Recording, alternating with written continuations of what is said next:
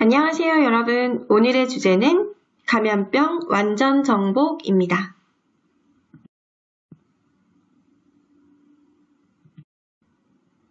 함께 공부할 내용은 첫째, 감염병이란 무엇인지, 둘째, 감염병은 어떻게 발생하게 되는 것인지, 마지막으로 감염의 고리 끊기, 즉 감염병을 예방하는 방법입니다.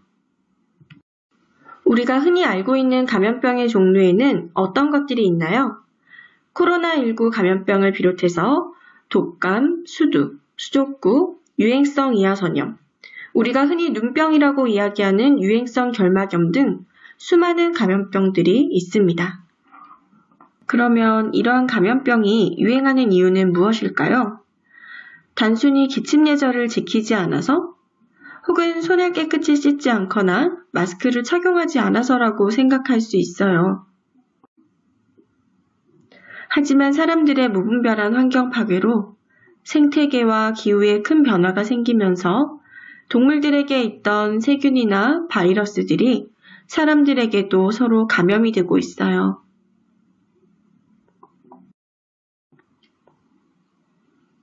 그렇게 전파된 바이러스는 여행과 무역 등 국가 간의 교류가 활발해지면서 국경을 넘어 신종 감염병이 더욱 많이 그리고 더욱 빠르게 확산될 수 있는 상황이 돼버렸답니다. 참 안타까운 일이죠. 자, 그런 의미에서 지금부터 감염병의 의미와 그 예방법에 대해 좀 더 자세히 배워보도록 합시다.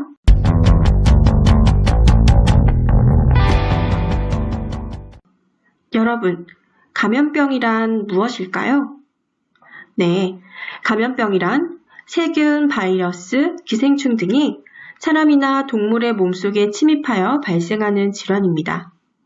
하지만 이런 감염병이 무시무시한 이유는 다른 질병과는 달리 사람과 사람 간에 혹은 경우에 따라서는 사람과 동물 간에 서로 전파되어 동시에 많은 사람들이 질병에 걸릴 수 있기 때문이에요.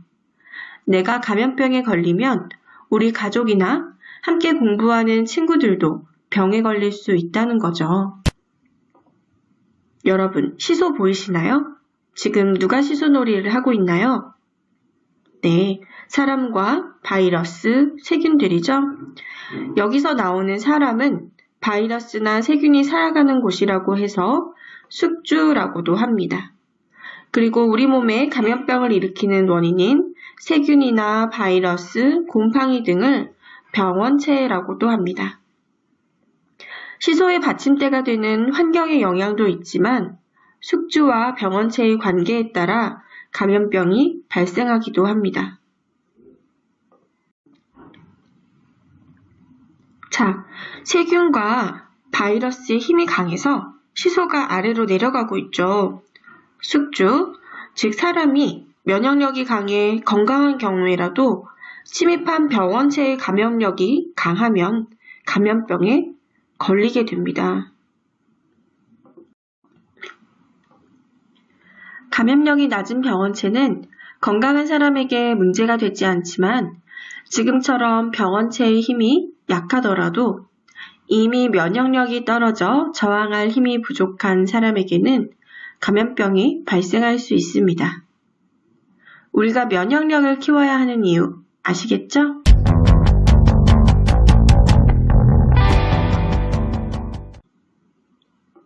그럼 세균과 바이러스 같은 병원체는 어떻게 우리 몸에 들어오는 걸까요? 숨을 쉬는 입과 코로 침입하는 호흡기 감염병, 음식을 먹는 입으로 침입하는 소화기 감염병, 피부나 눈 등에 직접 침입하는 접촉성 감염병, 모기나 진드기, 개 등이 사람을 물어서 발생하는 매개 감염병. 이러한 감염병은 사람과 사람 사이에서 또는 사람과 사물, 즉 책상이나 손잡이에 있던 세균, 바이러스가 사람의 몸으로 들어오기도 하고요. 병원체가 득실득실한 사람의 분비물이 입이나 코 등으로 들어와 생기기도 한답니다. 흔히 감염병은 6단계를 거쳐 발생과 전파가 된다고 해요. 그 6단계를 함께 알아봅시다. 첫 번째는 병원체입니다. 앞에서 이야기했듯이 감염병을 일으키는 세균이나 바이러스, 곰팡이 등을 말합니다. 두 번째, 병원소입니다. 병원소는 병원체가 자리 잡고 살아가는 장소가 되어주는 것을 이야기해요. 즉, 사람이나 동물이 될 수 있겠죠. 세 번째, 병원체의 탈출입니다. 사람이나 동물 안에서 증식하고 있던 병원체는 호흡기계로, 소화기계로, 혹은 목이나 진드기 같은 중간 역할을 하는 것들에 의해 탈출하게 돼요. 그리고서 네 번째, 다른 곳으로 전파되기 시작하죠. 다섯 번째, 병원체가 또 다른 숙주로 침입을 노립니다. 그리고 마지막 단계, 이렇게 침입한 병원체가 새로운 숙주를 만났는데 그 숙주가 건강하다면 감염병이 생기지 않지만 면역력이 약하다든지 병원체의 힘이 너무나 세면 또 다른 환자가 발생하게 되죠. 마치 코로나19 환자가 여기저기서 발생하는 요즘처럼 말이죠.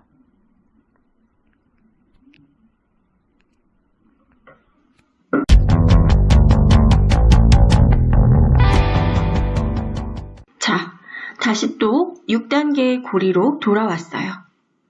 동글동글 예쁘게 꿰어진 팔찌가 뚝 하고 끊어진다면 팔찌로 사용할 수 없게 되겠죠.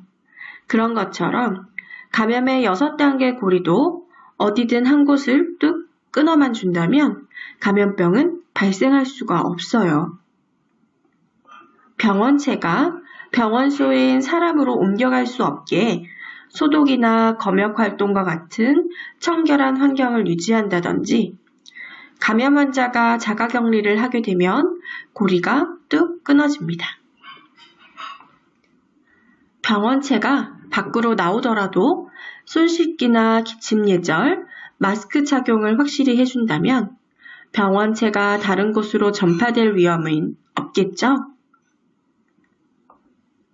병원체가 침입하더라도 우리의 튼튼한 면역력으로 이겨낼 수도 있고요. 독감 예방접종처럼 병원체가 침입하더라도 쉽게 지나갈 수 있도록 미리미리 항체를 만들어두는 예방접종도 고리를 끊는 방법입니다. 새로운 환자가 발생하더라도 지금처럼 사회적 거리두기와 학교에서의 대유행을 막기 위해 잠시 등교 중지를 하는 것도 감염병을 예방하는 방법이 됩니다.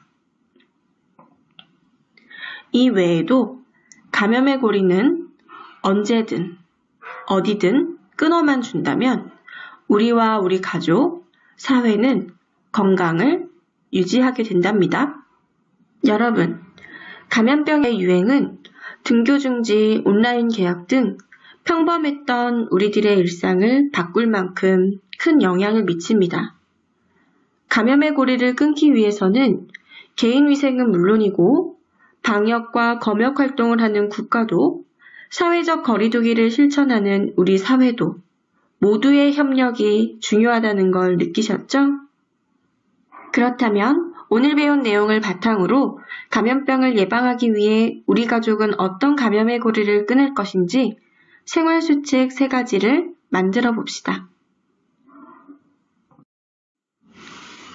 다음 시간에는 코로나19 감염병에 대해 알아보고 이를 예방하기 위한 손 씻기와 기침 예절, 마스크 착용법, 그리고 학교 가기 전 우리가 준비해야 될 것들에 대해 알아봅시다. 이상으로 보건 수업을 마칩니다. 감사합니다.